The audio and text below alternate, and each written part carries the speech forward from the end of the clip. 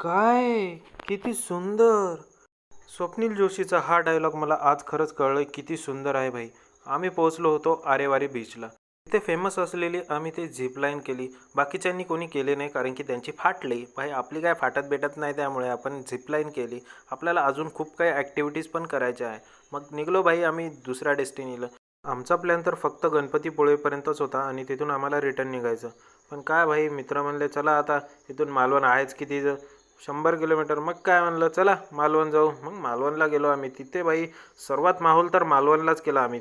तिथे आम्ही water sport activities केल्या. बेस्ट म्हणजे आम्ही तिथे केली कायाकिंग. आणि कायाकिंगला मला असा ड्रायव्हर दिला आहे की ज्याने कधी सायकल चालवली नाही आयुष्यात आणि तो चालवणार भाई ती बोट. कैसे कैसे लोग रहते हैं यार।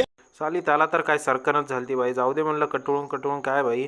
शेवटी मी ढकलत ढकलत आणली बाई. मालवणला आल्यावर म्हणले आता इथून गोवा काय लय दूर नाही भाई, 100 किलोमीटर. मग आमचा चालू होता विचार गोव्याला जायचा. पण आता बघूया भाई काय होते. नेक्स्ट आम्ही गोव्याला गेलो की नाही आणि कुठे गेलो हे बघण्यासाठी आम्हाला लगेच फॉलो करा, कमेंट करा, शेअर करा. धन्यवाद.